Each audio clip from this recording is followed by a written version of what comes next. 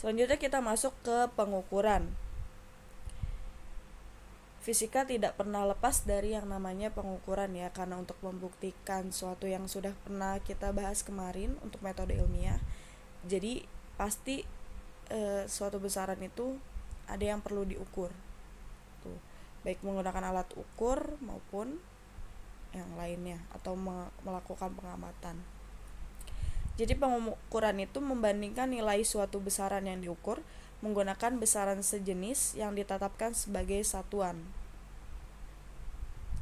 Jadi misal kalau untuk mengukur massa berarti satuannya kilogram. Tidak mungkin mengukur massa satuannya sentimeter. Jadi pengukuran itu yang tadi ya, membandingkan nilai suatu besaran yang diukur menggunakan besaran sejenis. Pengukuran itu dibedakan menjadi dua, ada pengukuran langsung maupun tidak langsung. Kalau langsung berarti menggunakan alat ukur. Kalau pengukuran tidak langsung itu tetap menggunakan alat ukur, tetapi ada beberapa tahap. Misal kalau pengukuran langsung, kalian mau mengukur panjang dengan menggunakan penggaris, sudah ada alat ukurnya dan nanti yang diukur adalah panjang.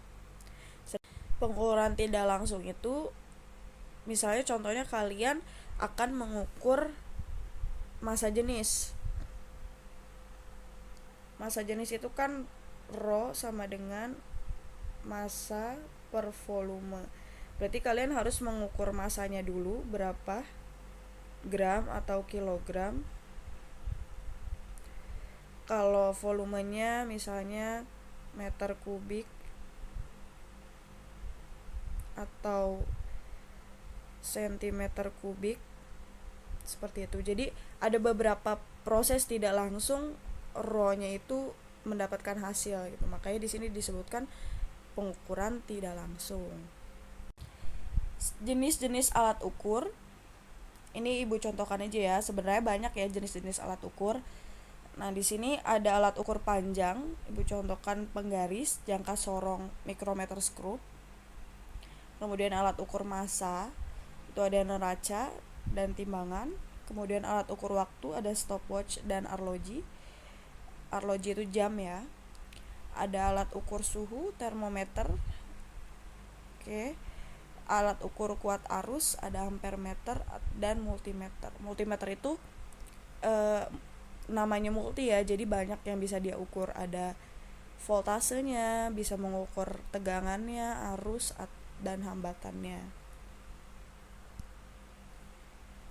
Nah, di sini Ibu contohkan ada penggaris. Penggaris yang umum digunakan memiliki skala terkecil 1 mm. 1 mm itu kalian dapatkan kan biasanya tiap dari 0 1 itu ada 0 sampai 1 itu kan berarti 1 cm. Ada garisnya itu kalian bisa hitung itu jumlahnya 10.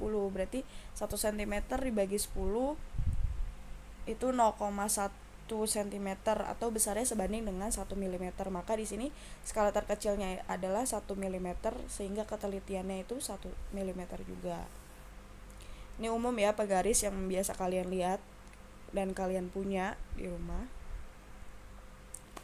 Jangka sorong. Nah, biasanya kalian di SMP sudah pernah ya untuk mengukur jangka sorong dan mikrometer skrup. Di sini jangka sorong itu digunakan untuk mengukur diameter benda, diameter luar dan diameter dalam, serta kedalaman lubang tabung. Skala terkecil pada jangka sorong adalah 0,1 mm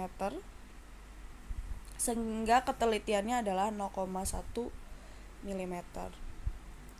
Nah, itu seperti penggaris ya sebenarnya prinsipnya.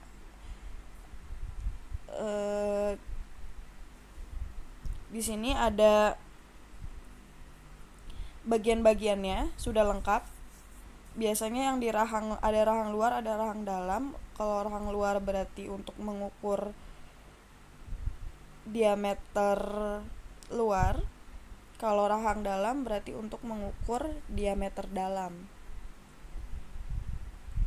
Nah, kalau yang di ujung itu tangkai ukur itu untuk mengukur kedalamannya.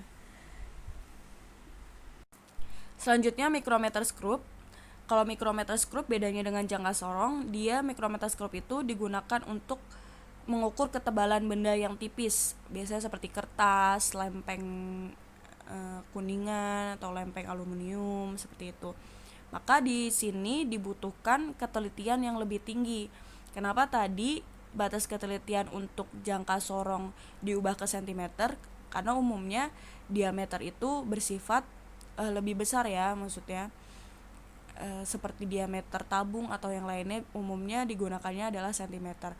Kenapa kalau di micrometer screw itu tidak diubah 0,01 mm? Karena dia ketelitiannya lebih tinggi ya, karena tipis kertas umumnya berketebalan lebih tipis atau sampai mencapai milimeter tadi. Jadi tidak usah, ada beberapa yang memang meminta diubah menjadi sentimeter, tapi umumnya yang digunakan adalah milimeter itu tadi. Nah, sama seperti jangka sorong, di sini adalah ada, bisa kalian lihat bagian-bagian dari si micrometer screw tadi. Di sini batas ketelitiannya adalah 0,01 mm. Selanjutnya ada pengukuran massa. Ya, di sini bisa kalian lihat beberapa yang namanya timbangan atau bisa kita sebut dengan neraca.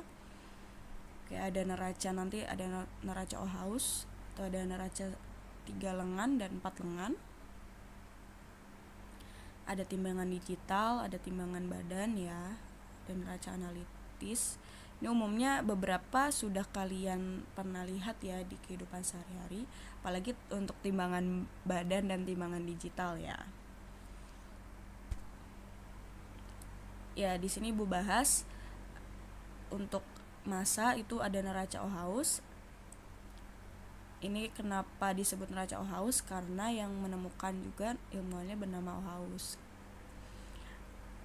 Neraca Ohaus adalah alat ukur besaran massa, ketelitiannya mencapai 0,01 gram ya.